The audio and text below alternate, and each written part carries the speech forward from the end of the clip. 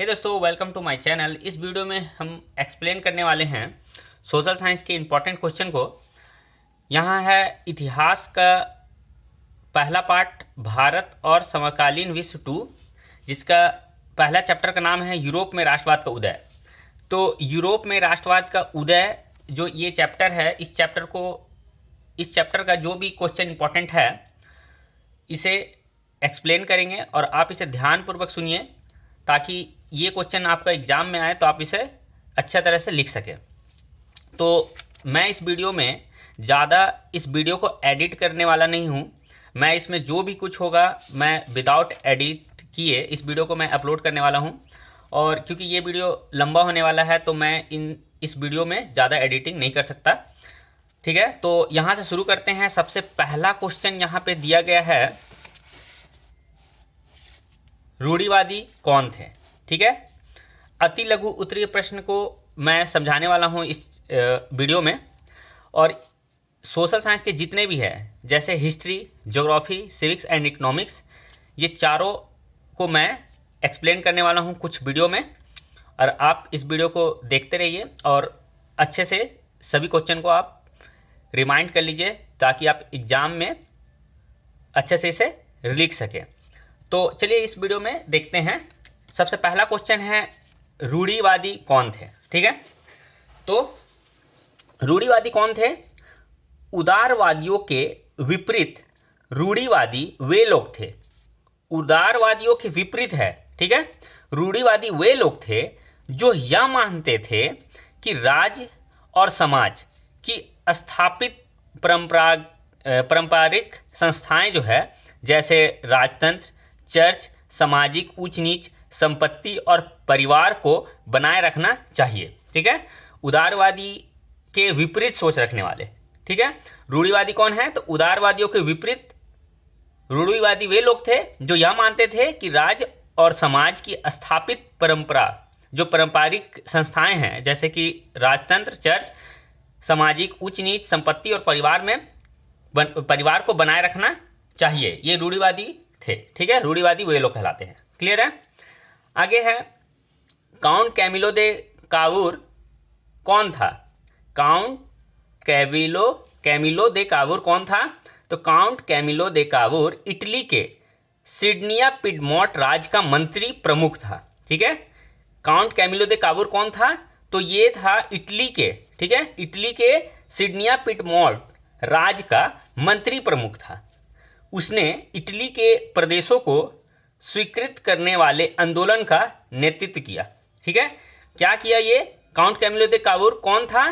तो Count Camillo de Cavour Italy के Sardinia Piedmont राज्य का मंत्री प्रमुख था ये। ठीक है, और उसने इटली के प्रदेशों को, जो इटली है उसको स्वीकृत करने वाले आंदोलन को, मतलब इटली को एक्सेप्ट करने वाला, स्वीकृत करने वाला जितना भी आंदोलन है उसका नेतृत्व करता था। ठीक है, आंदोलन का नेतृत्व करता था, मतलब लीडर बनता था, मतलब वो आगे रहता था। ठीक है, तो उसका नेतृत्व कौन करता था? Count Camillo de Cavour. और ये कौन था? तो इटली का सिडनिया पिडमोंट राज्य का मंत्री प्रमुख था। क्लियर है? आगे चलते हैं। जियुसेप्पे मैत्सिनी कौन था? अब है यहाँ पे थर्ड क्वेश्चन है, जियुसेप्पे मैत्सिनी कौन था? तो जियुसेप्पे मैत्सिनी इटली का एक महान क्रांतिकारी था। ठीक है, महान क्रांतिकारी था। कौन था? जियुसेप्पे मैत्सिनी, इटली का। ये चैप्टर में इटली के बारे में ज़्यादा बात किया जाएगा। ठीक है, तो इटली के महान क्रांतिकारी था। ठीक है, जैसे कि हमारा भारत में जो महान क्रांतिकारी थे, जैसे जो भी फ्रीडम फाइटर लोग थे ना, तो उसी तरीके से जियुसेप्पे मैत्सिनी इटली का एक महान क्रांतिकारी था। क्लियर है? जनमत संग्रह से क्या समझते हैं? जनमत संग्रह से क्या समझते हैं? तो एक प्रत्यक्ष मतदान। ठीक है, एक प्रत्यक्ष मतदान जिसके जरिए एक क्षेत्र के सभी लोगों से एक प्रस्ताव को स्वीकार या अस्वीकार करने के लिए पूछा जाता है। देखिए, जनमत संग्रह का मतलब क्या है? जैसे जनमत संग्रह का मतलब ये है कि हम लोग वोट करेंगे किसी चीज के लिए कि वो काम हमें पसंद है या नहीं। ठीक है, जैसे एग्जाम्पल तौर पे आपका क्लास रूम में किसी बच्चे को मॉनिटर बनाया जाता है, उसमें 5 लोग को चुना जाता है कि ये मॉनिटर बनने के लिए है, और बाकी जितने भी लोग हैं उससे पूछा जाता है कि आप किसे मॉनिटर बनते हुए देखना चाहते हैं या किसे मॉनिटर बनाना चाहते हैं। तो आपसे ये पूछा जाता है कि आप किसको एक्सेप्ट करेंगे और किसको एक्सेप्ट नहीं करना चाहते हैं, यही चीज़ पूछा जाता है। तो उसी ही बोल रहा है जनमत संग्रह क्या है, तो एक प्रत्यक्ष मतदान वोट होता है जिसके जरिए एक क्षेत्र के सभी लोगों से, एक क्षेत्र के सभी लोगों से प्रस्ताव को स्वीकार या अस्वीकार करने के लिए पूछा जाता है। ठीक है, जनमत संग्रह से क्या समझते हैं, क्लियर हो गया। नेक्स्ट क्वेश्चन है निरंकुशवाद से आप क्या समझते हैं। देखिए निरंकुशवाद, ये वर्ड जो है, निरंकुशवाद से आप क्या समझते हैं। तो देखिए ऐसी सरकार या शासन व्यवस्था, ऐसी सरकार या फिर शासन व्यवस्था, सरकार हो या फिर किसी तरह का शासन चलता हो, ठीक है, व्यवस्था जिसकी सत्ता पर किसी प्रकार का कोई अंकुश नहीं होता है। ठीक है, किसी प्रकार कोई अंकुश नहीं होता, मतलब एक ऐसा सरकार या फिर ऐसा शासन व्यवस्था जिस पे कोई भी क्या कर सकता है, मतलब विरोध नहीं कर सकता है। ठीक है, जाके कोई विरोध नहीं करेगा कि आप सही चला नहीं पा रहे हैं। ठीक है, ऐसा कोई भी कुछ नहीं कर सकता है। ऐसी सरकार या शासन व्यवस्था जिसकी सत्ता पर, जिसका जो सत्ता पर बैठा हुआ है उस पर किसी प्रकार का कोई अंकुश नहीं होता है, ऐसी राजशाही सरकार को निरंकुश सरकार कहा जाता है। ऐसी राजशाही मतलब अब उसको कोई हटा ही नहीं सकता है, तो क्या है, वो पूरा एकदम सरकार है, मतलब वो मेन लीडर बना हुआ है। तो ऐसी सरकार, राजशाही सरकार को निरंकुश सरकार कहा जाता है, जो अत्यंत केंद्रीकृत सैन्य बल पर आधारित और दमनकारी सरकारें होती है। ये कैसी होती है, तो अत्यंत केंद्रीकृत, मतलब ये अत्यंत केंद्रीकृत सैन्य बल पर आधारित होती है, मतलब इसके पास बल होता है, सैन्य बल, पावर होता है। ठीक है, आधारित और दमनकारी सरकारें होती है। ठीक है, तो निरंकुश शासन से आप क्या समझते हैं, तो ऐसी सरकार या शासन व्यवस्था जिस पर किसी प्रकार का कोई अंकुश नहीं होता है, ऐसी राजशाही सरकार को क्या कहा जाता है, निरंकुश सरकार कहा जाता है, जिस पर क्या होता है, केंद्रीकृत सैन्य बल पर आधारित दमनकारी सरकारें होती है। ये किस तरह की सरकारी होती है, केंद्रीकृत सैन्य बल पर आधारित दमनकारी सरकारें होती है। तो निरंकुशवाद से क्या समझते हैं, क्लियर हो गया। नेक्स्ट क्वेश्चन पे चलते हैं। देखिए नेक्स्ट क्वेश्चन क्या है, तो नेक्स्ट क्वेश्चन में बोला जा रहा है कि कल्पनादर्श या यूटोपिया क्या है। ठीक है, कल्पनादर्श या यूटोपिया क्या है। तो देखिए यूटोपिया और कल्पनादर्श का मतलब क्या है।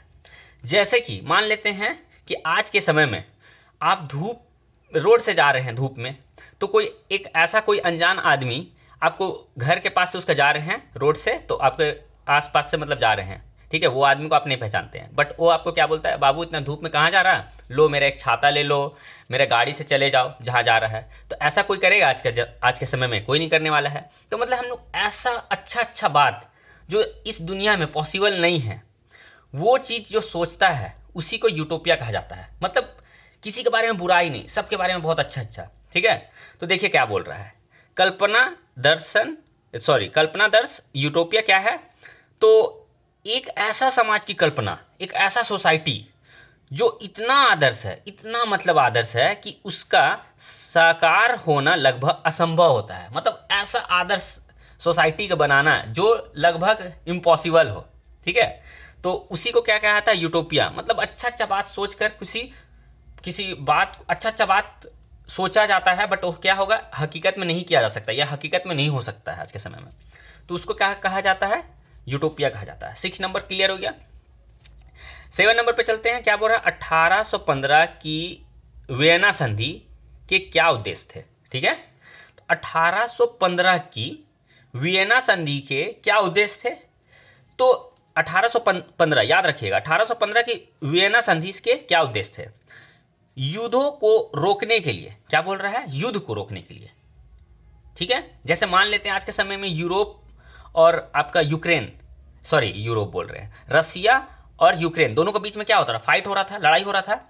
तो उसी तरह से युद्ध को रोकने के लिए एक संविधान का निर्माण, जैसे कि दोनों का लड़ाई हो रहा है तो ऐसा कुछ किया जाता कि दोनों का लड़ाई क्या होता, सॉल्व हो जाता, मतलब लड़ाई ना हो। ठीक है, तो उसी तरह से यहाँ पे देखिए क्या बोल रहा है, 1815 की वियना संधि के क्या उद्देश्य है, तो युद्ध को रोकने के लिए एक संविधान का निर्माण, पराजित राष्ट्र द्वारा विजय राष्ट्र को क्षतिपूर्ति, फ्रांस तथा अन्य राजतंत्र को फिर से बहाल करना तथा दास प्रथा को समाप्ति। 1815 की वियना संधि से क्या उद्देश्य है, तो इसका उद्देश्य ये है कि जो भी लड़ाई हो रहा है उसको रोकने के लिए, मतलब युद्ध को रोकने के लिए एक संविधान का निर्माण करना कि लड़ाई वड़ाई ना हो। और पराजित राष्ट्र द्वारा, मतलब यहाँ पे देखिए क्या लिखा जा रहा है, किताब में थोड़ा ठीक नहीं लिखा लेकिन बट इसको पढ़ते हैं। पराजित राष्ट्र द्वारा मतलब जो हार गया है, विजय राष्ट्र को क्षतिपूर्ति करे, विजय राष्ट्र को क्षतिपूर्ति करे, ठीक है। मतलब यहाँ पे गलत होगा, यहाँ पे होगा जो मतलब यहाँ पे जो जीता है वो हारा वाला राज्य को क्या करेगा, क्षतिपूर्ति देगा। फ्रांस तथा अन्य राजतंत्र को फिर से बहाल करने तथा दास प्रथा की समाप्ति, ये वियना संधि के उद्देश्य, ये सब था। वियना संधि का उद्देश्य क्या है, क्लियर है। 8 नंबर क्वेश्चन पे चलते हैं। ये 7 नंबर क्वेश्चन तक खास इसमें लिखा नहीं गया है तो इसको थोड़ा स्किप कर लेते हैं। 8 नंबर क्वेश्चन पे चलते हैं। यदि ऐसा क्वेश्चन यदि मिलेगा, मतलब फिर से ये क्वेश्चन को बाद में एक्सप्लेन कर दूंगा मैं। 8 नंबर पे चलते हैं। ओटोमन साम्राज्य से क्या तात्पर्य है, ठीक है। ओटोमन साम्राज्य से क्या तात्पर्य है, तो ओटोमन साम्राज्य अर्थात उस्तानी सल्तनत, ओटोमन साम्राज्य को क्या बोला जाता है, उस्तानी सल्तनत, उस्मानी सल्तनत, ठीक है। ओटोमन साम्राज्य या फिर उसको उस्मानी सल्तनत बोल सकते हैं, जो 1299 में, कहाँ पे, 1299 में पश्चिमोत्तर अनातोलिया में स्थापित एक तुर्क राज था। कैसा राज था ये, पश्चिम अनातोलिया में स्थापित एक तुर्क राज था। कौन सा, ओटोमन साम्राज्य। ओटोमन साम्राज्य क्या है, तो तुर्क राज में स्थापित एक क्या है, स्थापित एक शासन है, ठीक है। ओटोमन साम्राज्य अर्थात उस्मानी सल्तनत 1299 में पश्चिमोत्तर अनातोलिया में स्थापित एक तुर्क राज था, एक तुर्क राज था ओटोमन साम्राज्य, क्लियर। इस साम्राज्य के अंतर्गत ये जो साम्राज्य था किसी का, जिसको उस्मानी सल्तनत बुलाता है, तो इस साम्राज्य के अंतर्गत पश्चिम एशिया, ठीक है, और यूरोप के कुछ देश आते थे। इस साम्राज्य मतलब इतना बड़ा साम्राज्य था इसका कि इसमें पश्चिम एशिया, ठीक है, और यूरोप के कुछ देश आते थे इसके साम्राज्य के अंदर में, ठीक है। जिसके संस्थापक कौन था, उस्मान प्रथम थे। कौन था, उस्मान प्रथम। किसका, उस्मान प्रथम कौन था, तो उस्मान प्रथम संस्थापक था किसका, तो ओटोमन साम्राज्य या फिर उस्मानी सल्तनत का, जो 1299 में पश्चिमी अनातोलिया में स्थापित एक तुर्क राज था। तुर्क राज था कौन, ओटोमन साम्राज्य, ठीक है। और इसके अंतर्गत क्या क्या आता था देश, तो पश्चिम एशिया तथा यूरोप के कुछ देश आते थे। और इसको बनाया कौन था, उसको संस्थापक कौन था, तो उस्मान प्रथम थे। यहाँ तक क्लियर। मोहम्मद दूत द्वारा, ठीक है, 1493 में, 1493 में कुस्तुनतुनिया जीतने के बाद, क्या बोल रहा है, मोहम्मद दूत द्वारा 1493 में कुस्तुनतुनिया जीतने के बाद यह एक साम्राज्य में बदल गया। कैसा में बदल गया, एक साम्राज्य में बदल गया। प्रथम विश्व युद्ध 1919 में पराजित होने पर इसका विभाजन कर इस पर अधिकार कर लिया गया, ठीक है। क्या बोल रहा फिर से, मोहम्मद दूत द्वारा 1493 में कुस्तुनतुनिया जीतने के बाद यह एक साम्राज्य में बदल गया। अब प्रथम विश्व युद्ध 1919 में पराजित होने के बाद इसका विभाजन कर इसे अधिकार कर लिया गया था, किसका, ओटोमन साम्राज्य का, क्लियर है। आगे पढ़ते हैं। राष्ट्रवाद से आप क्या समझते हैं, ठीक है, राष्ट्रवाद से आप क्या समझते हैं, तो राष्ट्रवाद किसी भी राष्ट्र की सामूहिक पहचान है। राष्ट्रवाद क्या है, तो किसी भी राष्ट्र का, मतलब किसी भी देश का, राष्ट्रवाद किसी भी राष्ट्र की सामूहिक पहचान है। यह निश्चित भौगोलिक क्षेत्र में रहने वाले जनता जब स्वयं को एक समान संस्कृति, इतिहास, धार्मिक मान्यताओं आदि से जुड़ी हुई महसूस करती है तो उसे राष्ट्रवाद के नाम से जाना जाता है। राष्ट्रवाद का नाम क्या है, जैसे मेरे देश में राष्ट्रवाद है कि अपने भारत के लिए कि मेरा जो तिरंगा झंडा है मैं उसका सम्मान करूंगा, जो सरकार का जो भी बात रहेगा उसका मैं सम्मान करूंगा, ठीक है। जैसे हम लोग इंडियन फ्लैग को देखते हैं तो कितना अच्छा महसूस करते हैं, तो उसी तरह से बोल रहा है राष्ट्रवाद से आप क्या समझते हैं, तो राष्ट्रवाद किसी भी राष्ट्र की सामूहिक पहचान है। ये क्या है, सामूहिक पहचान है। कोई भी आदमी किसी भी देश का रहने वाला हो, उस देश के लिए उस आदमी का क्या है, वो सामूहिक पहचान है। यह निश्चित भौगोलिक क्षेत्र में रहने वाली जनता जब स्वयं को एक समान संस्कृति, इतिहास, धार्मिक मान्यताओं से जुड़ी हुई महसूस करती है तो उसे राष्ट्रवाद के नाम से जाना जाता है, क्लियर है। अब देखिए, जैसे कि हम राष्ट्रवाद का मतलब क्लियर है कि मतलब जैसे हम लोग भारत में रह रहे हैं तो भारत में कोई भी हिंदू मुस्लिम सिख ईसाई रहे, लेकिन उसके पास जब फ्लैग आता है इंडियन फ्लैग का, तो हम लोग के बीच में जितना भी दूरी है, जैसे कुछ भी मतलब लड़ाई झगड़ा या किसी भी तरह का जो सोच है कुछ भी तरह से, उसको हम लोग भूल जाते हैं और हम लोग केवल अपना इंडिया को सपोर्ट करते हैं, ठीक है, किसी भी तरह से। तो उसी तरह से किसी भी देश का वो एक समान संस्कृति, इतिहास, धार्मिक मान्यताओं आदि से जुड़ी हुई महसूस करती है, तो उसे राष्ट्रवाद के नाम से जाना जाता है। क्लियर है? राष्ट्रवाद से क्या समझते हैं? 10 नंबर है, उदारवादी से आप क्या समझते हैं? उदारवाद से आप क्या समझते हैं? तो उदारवाद शब्द जो है लातीन भाषा के लीबर शब्द से निकला है। उदारवाद कहाँ से निकला है? तो लातीन भाषा के, लैटिन भाषा जो होता है ना इसी के लीबर शब्द से निकला है, जिसका अर्थ है आज़ाद। उदारवाद का मतलब क्या होता है? आज़ाद। देखिए यही बात बोल रहा है, उदारवाद शब्द लैटिन भाषा के लीबर शब्द से लिया गया है, जिसका अर्थ होता है आज़ाद। इस प्रकार उदारवाद का अर्थ हुआ व्यक्ति के लिए आज़ादी, कानून के समक्ष सबकी बराबरी, निरंकुश शासक और पादरी वर्ग के विशेष अधिकार की समाप्ति तथा संविधान तथा संसदीय प्रतिनिधि सरकार की स्थापना। उदारवाद शब्द क्या है? तो ये लैटिन भाषा के लीबर शब्द से लिया गया है, जिसका मतलब होता है आज़ादी। इसका उदारवाद का अर्थ ये हुआ कि व्यक्ति के लिए आज़ादी, कानून के समक्ष सबकी बराबरी, मतलब हर कोई कानून के समक्ष क्या है? बराबर है। और हमारा व्यक्ति के लिए आज़ादी है, हम कहीं भी इंडिया में रह सकते हैं, जा सकते हैं, मतलब हम समझाने के लिए बोल रहे हैं, इंडिया में हम लोग कहीं भी जा सकते हैं, कुछ भी कर सकते हैं, मतलब लिमिट, मतलब कानून के हिसाब से हम लोग कुछ भी कहीं भी घूम सकते हैं, है ना। तो वो हमारा व्यक्तित्व अधिकार है, ठीक है, हम कुछ भी पहन सकते हैं और कानून के समक्ष सबकी बराबरी होना चाहिए, ठीक है। निरंकुश शासक और पादरी वर्ग के विशेष अधिकार को समाप्ति तथा संविधान तथा संसदीय प्रतिनिधि सरकार की स्थापना, ये उदारवाद से क्या समझते हैं? तो ये सब है। क्लियर है? अब हम लोग 11 नंबर क्वेश्चन पे चलते हैं। यहाँ पे लिखा है यंग इटली का क्या अर्थ था? यंग इटली क्या था, इसकी स्थापना किसने की? यंग इटली क्या था, इसकी स्थापना किसने की? यंग इटली एक गुप्त क्रांतिकारी संगठन था। देखिए यंग इटली क्या था? एक गुप्त क्रांतिकारी संगठन था। जैसे क्या होता है, किसी भी मतलब कोई भी ऐसा काम जिसको एकदम चुपके से किया जाए, ठीक है, और एक संगठन बनाया जाए और चुपके से वो काम को करे, ठीक है। तो वैसे ही यंग इटली क्या था? तो यंग इटली एक गुप्त जो है एकदम सीक्रेट क्रांतिकारी संगठन था। इसकी स्थापना 1830 ईस्वी में कब किया गया था? 1830 ईस्वी के दशक में जोसेपी मैस्सिनी ने एकीकृत इटली के विचारों को प्रसारित करने के लिए किया था।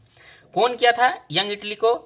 देखिए यंग इटली क्या है, इसका स्थापना किसने की? तो इसकी स्थापना जोसेपे मैस्सिनी ने एकीकृत इटली के विचार को प्रसार करने के लिए किया था, ठीक है। एकीकृत इटली के विचार को प्रसारित करने के लिए किया था जोसेपे मैस्सिनी ने। कब किया था? तो इसकी स्थापना 1830 में हुआ था, ठीक है। तो ये क्या है यंग इटली? यंग इटली एक गुप्त क्या है? क्रांतिकारी संगठन है जो 1830 में स्थापित किया गया था, जिसका उद्देश्य था कि इटली के विचार को प्रसारित करने की थी, ठीक है। इसका उद्देश्य इटली के विचार को प्रसार करने का था और इसका कौन बनाया था? तो जोसेपे मैस्सिनी ने बनाया था।